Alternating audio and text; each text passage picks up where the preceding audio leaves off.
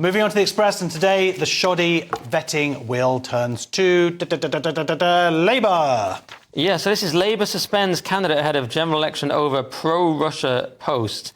And this was a guy that shared an article from Russia Today about poisoning, and Russia were denying that they were involved. I know. Really? I know. They said the toxin used in the Salisbury poisonings was never produced in Russia. And I know when I'm looking for my poisoning news, Russian poisoning news, I always go to Russia Today, and their objective shows. But this is back in the Corbyn era. We should point out this is when all the poisonings happened. Right. It's not like he's sharing it now. No, right. I just think it's funny that it's like, you know, like they're going to be like, yeah, we did it, guys, and it's just so ridiculous. So look at this article, guys. It's completely objective. Who's it from? Russia Today, yeah. And it also says Putin is great. That's the next article.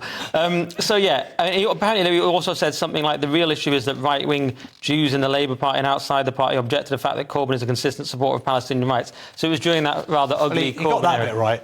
Joke.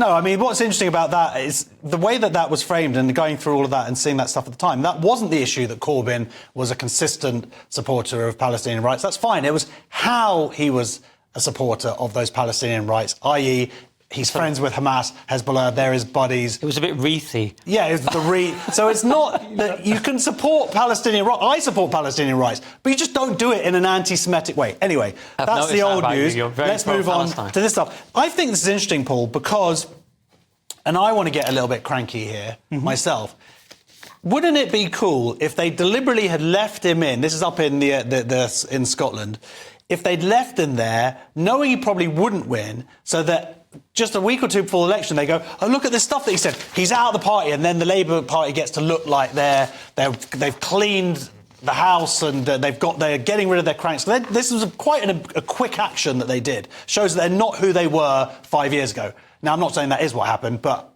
it does play quite well. It's good optics for Starmer, that's for sure. But there's no surprise that back then momentum, pro-communist, pro-Marxist, anti-West.